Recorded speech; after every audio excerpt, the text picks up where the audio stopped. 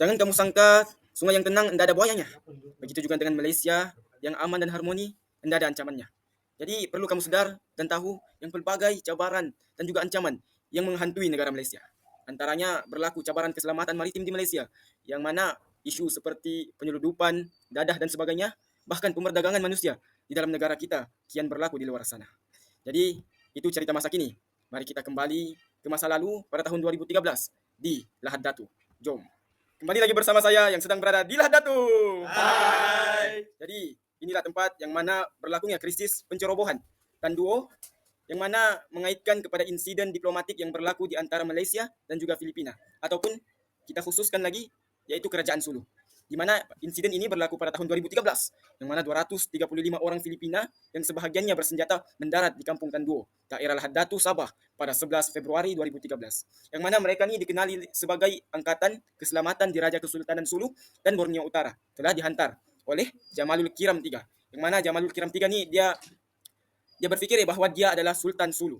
Jadi ini bukanlah kerajaan Filipina yang datang menjajah Sabah, akan tetapi inisiatif daripada kerajaan Sulu sendiri. Yang mana dorang tuntut Sabah kembali menjadi wilayah Kesultanan Sulu atas faktor kesalahpahaman.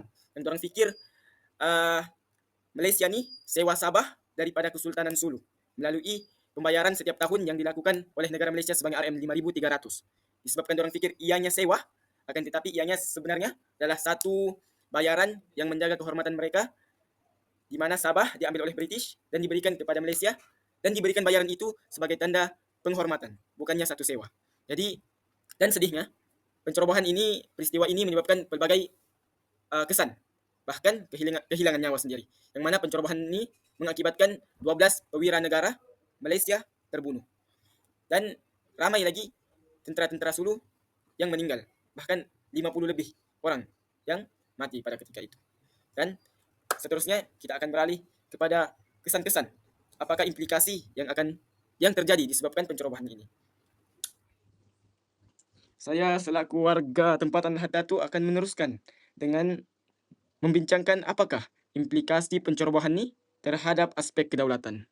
Yang pertama adalah ancaman langsung kedaulatan. Sebab Sulu ni datang-datang mau ambil Sabah daripada Malaysia. Sedangkan sudah secara rasmi Sabah ni di bawah pemerintahan Malaysia. Apa perasaan Malaysia tiba-tiba datang mau diambil Sabah ni? Sudah tentulah dia punya kuasa dan juga kedudukan terhadap Sabah akan tergugat.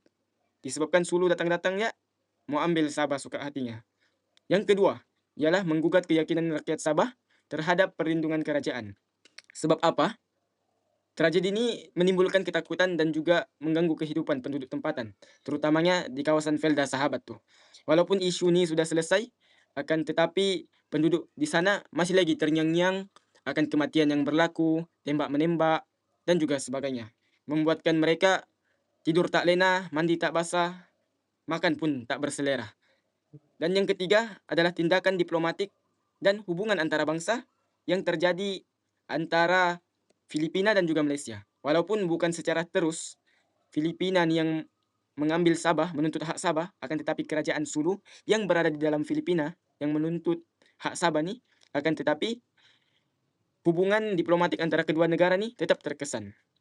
Walaupun dorang sudah berusaha selama ni untuk meningkatkan hubungan ukhuwah di dalam satu organisasi ASEAN, akan tetapi disebabkan satu perkara, kerana telur sesangka pecah telur sebelangah. Nah, begitulah peribahasanya kan orang kira-kira. Jadi itulah antara implikasi terhadap faktor kedaulatan. Jadi di sini saya akan membincangkan mengenai analisis isu. Isu strategik ialah isu yang memberi kesan jangka panjang kepada negara dan melibatkan kepentingan negara seperti kedaulatan, ekonomi dan keselamatan. Isu Lahad Datu dikatakan strategik kerana kedudukan geografi Sabah yang terbuka dan berhampiran dengan selatan Filipina. Hal ini dapat meningkatkan risiko ancaman retas sempadan seperti pencerobohan dan jenayah maritim. Hal ini secara tidak langsung dapat menjejaskan sektor ekonomi utama seperti pelancongan dan perikanan. Oleh hal demikian, Malaysia meningkatkan perbelanjaan untuk keselamatan negara. Dapat dibuktikan melalui bajet 2015, RM660 juta digunakan untuk memperkukuh Eskom. Seterusnya, saya akan membincangkan implikasi isu Lahad Datu terhadap keselamatan negara. Implikasi keselamatan yang paling pertama ialah menimbulkan rasa tidak selamat dan trauma dalam kalangan penduduk. Isu pencerobohan di Lahad Datu telah mencetuskan kebimbangan yang amat serius dalam kalangan masyarakat setempat, terutamanya tentang keselamatan mereka. Penduduk setempat hidup dalam ketakutan kerana berlaku pentempuran senjata antara pasukan keselamatan Malaysia dan penceroboh seperti yang dikabarkan di dalam berita seperti Sinar Harian dan Berita Harian. Ramai terpaksa berpindah sementara dan wujud trauma dalam kalangan masyarakat. Implikasi keselamatan yang kedua ialah peningkatan kawalan keselamatan. Kerajaan memperketat kawalan keselamatan di pantai timur Sabah melalui penubuhan Eastern Sabah Security Command atau yang dikenali sebagai ESCOM. Rondaan laut dan darat juga dipertingkatkan untuk mengelakkan pencerobohan berulang.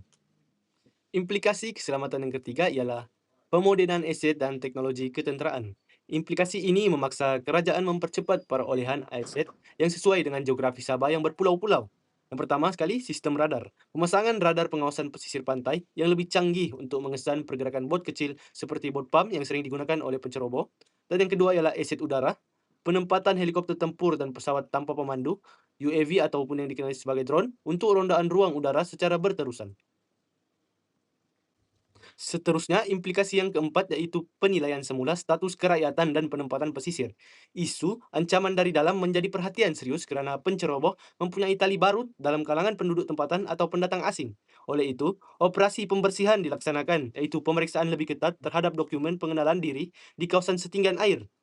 Dan kedua, rasionalisasi penempatan. Cadangan untuk menyusun semula penempatan di pesisir pantai supaya lebih mudah dipantau oleh pihak berkuasa. Implikasi keselamatan yang terakhir ialah kerjasama serantau.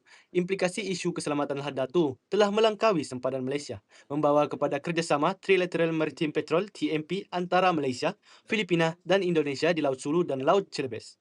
Ini bertujuan untuk menyekat laluan pengganas berentas sempadan dan berkongsi maklumat perisikan secara masa nyata real time. Baiklah, sekarang saya akan menerangkan tentang implikasi terhadap sosioekonomi. Baiklah, sekarang saya akan menceritakan tentang sosioekonomi. Sosioekonomi ini melibatkan tentang unsur kemasyarakatan ekonomi, iaitu kewangan. Jadi, kewangan dalam Sabah ni, di Sabah bergantung kepada sektor pelancongan yang ada di Semporna dan Pulau Sipadan. Seterusnya perikanan dan industri minyak dan gas. Jadi, ancaman keselamatan menyebabkan pelancong berkurang. Itu yang pertama. Seterusnya yang kedua ialah pelabur ragu-ragu untuk melabur di negara kita. Seterusnya, kos keselamatan meningkat.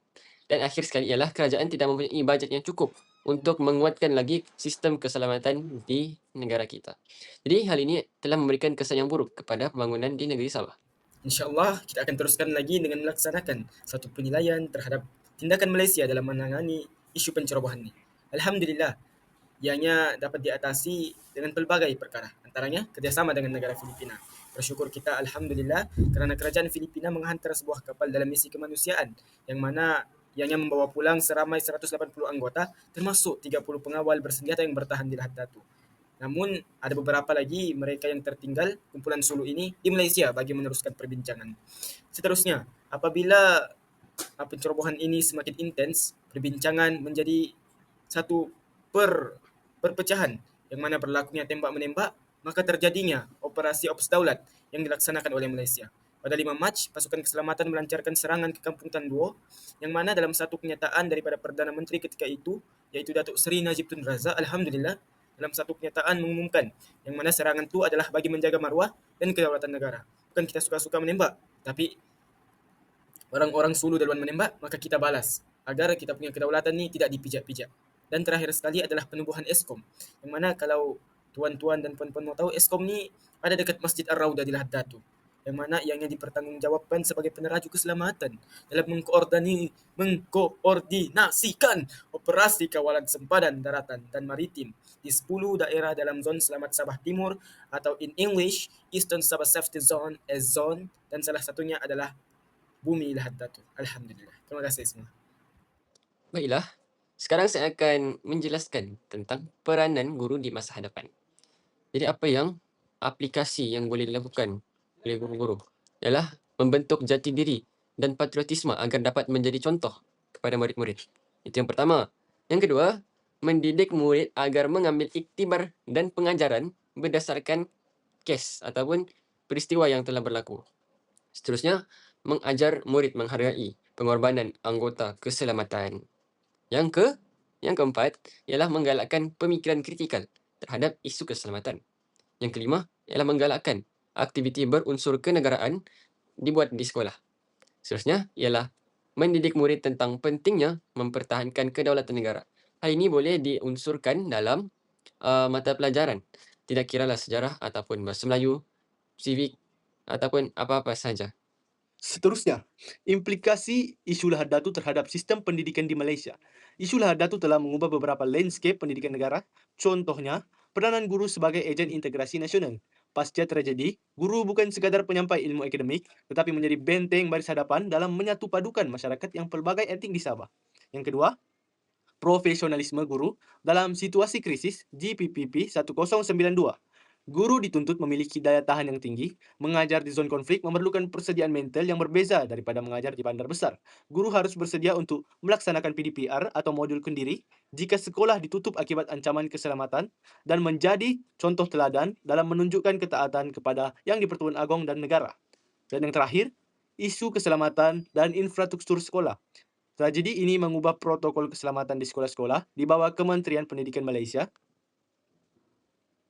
Contohnya, sekolah sebagai pusat operasi. Semasa krisis, sekolah digunakan sebagai pusat pemindahan sementara dan pangkalan logistik pasukan keselamatan. Ini mengganggu takwim persekolahan dan memaksa guru menyesuaikan PDP dalam keadaan darurat.